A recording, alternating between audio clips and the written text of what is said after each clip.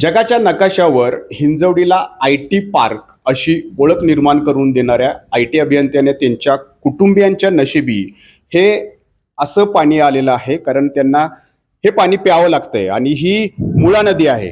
तुम्हाला बघितल्यानंतर विश्वास बसणार नाही, परंतु ही सगळी जलपर्णी आहे आणि जलपर्णीच्या खाली पाणी आहे आणि याच पाण्याचा उपसा करून हिंजवडीमधली एक उच्चभ्रू सोसायटी म्हणून मानल्या जाणाऱ्या ब्ल्यू रिच मधल्या सगळ्या रहिवाशांच्या नशिबी हे पाणी आलेलं आहे आणि हेच पाणी त्यांच्या घशातून पोटात उतरतं आणि अशा प्रसंगी निश्चितच आरोग्याचा प्रश्न निर्माण होऊ शकतो. काही रहिवासी आता आपल्यासोबत आहे. किती दिवसापासून हा प्रश्न उभा राहिलेला आहे आणि काय यामुळे समस्या निर्माण होत आहे? जवळपास 2 महिन्यापासून हा प्रश्न आहे. म्हणजे जसा पावसाचा फ्लो कमी होतो तसं पाणी खराब यायला सुरुवात होते आणि इथे जवळपास 15,000 रहिवासी राहतात या टाउनशिपमध्ये आणि हेच पाणी आम्ही रोज पिण्यासाठी आणि डेली वापरासाठी वापरतो आहे पाणी. आणि ह्याचं जर आपण बघितलं तर इकडे बाजूची जी गावं आहेत ते जे त्यांचं सांडपाणी आहे ते या नदीमध्ये तसंच सोडतात. ते कोणत्याही प्रकारची त्याच्यावरती प्रक्रिया किंवा STP नसल्यामुळे ते तसंच सोडलं जात आहे. त्यामुळे जलपर्णी ही वाढत जाते. मॅडम, जे इथं दिसतंय आता जलपर्णी एवढी आहे, प्रशासनाच्या नजरेस तर हे पडतच असेल. म्हणजे थेट थेट सगळ्या रहिवाशांच्या जीवाशी खेळ त्यांच्याकडून सुरू आहे.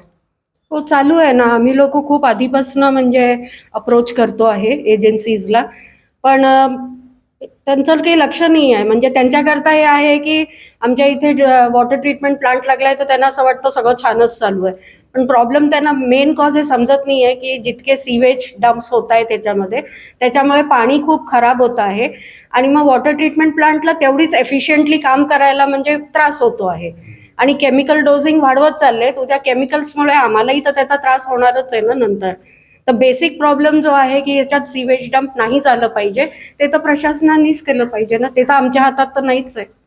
खरं तर IT अभियंते या हिंजवडीचं नाव जगभर पोहोचवत आहेत, मात्र त्यांच्या नशिबी काही वेगळंच येत आहे. हो, नक्कीच. म्हणजे आमच्या जे अपेक्षा होत्या की जसं हे जगातलं एक मोठं IT पार्क आहे तर इथे ज्या सोयीसुविधा असायला पाहिजेत त्याही तशाच असायला पाहिजेत, पण ह्याचं नेमकं उलटं झालेलं आहे. जर तुम्ही दुसरी शहरं तुम्ही कंपेअर केली तर हिंजवडीमध्ये सुविधांची खूपच कमी आहे आणि मेन म्हणजे ज्या बेसिक सुविधा जसं पाणी झालं तर त्या आम्ही खरंच त्याच्यासाठी मुकलेलो आहोत आणि आम्हाला प्रशासनाकडनं अपेक्षा आहे की हे प्रश्न लवकरात लवकर सोडले पाहिजे. तर आता आपल्यासोबत हिंजवडीचे माजी सरपंच आहेत विक्रम साखरे. गेल्या अनेक वर्षापासून तुम्ही सुद्धा पाठपुरावा करताय. एकतर ग्रामपंचायत पण यामध्ये कमी पडलेली दिसते, परंतु प्रशासनाकडून काय उत्तर दिली जातात? ग्रामपंचायतनी तर याआधी भरपूर प्रयत्न केले, यावर आम्ही जलपर्णी काढण्याचा प्रयत्न केला, पण एवढी जलपर्णी असल्यामुळे ती आम्हालाही काढणं शक्य नाही ग्रामपंचायतीला. तर आम्ही PMRDकडे त्याची तक्रार केली आहे व आम्ही या ठिकाणी जे अनट्रीटेड पाणी सोडलं जातं यासाठी आम्ही PMRDकडे मागणी केली होती की STP प्लॅन्ट इथे व्हावा म्हणून. पण या ठिकाणी DP प्लॅन रद्द झाल्यामुळे आम्हाला PMRD म्हणते की तुम्ही STP प्लॅन करण्यासाठी एक जागा उपलब्ध करून द्या, पण PMRDनेच ती जागा उपलब्ध करून दिली पाहिजे. आमची ग्रामपंचायत सक्षम आहे STP प्लॅन्ट उभारण्यासाठी, फक्त आम्हाला यांनी जागा उपलब्ध करून द्यावी. आम्ही STP प्लॅन्ट तयार करूनच मग ट्रीट करून पाणी आम्ही सोडलं जाईल. परंतु टोलवाटोलीची उत्तर दिली, आम्हाला टोलटोलीची उत्तरं येतात की करू बघू अशी उत्तरं येतात ती. बरोबर. तर जगाच्या नकाशावरती या हिंजवडीला एक IT पार्क म्हणून ओळख निर्माण करून देणाऱ्या ITiansना जर आपण मूलभूत सुविधा म्हणजे केवळ स्वच्छ पाणी पुरवू शकत नसेल तर प्रशासन म्हणून, सरकार म्हणून ही खूप लाजिरवाणी बाब आहे.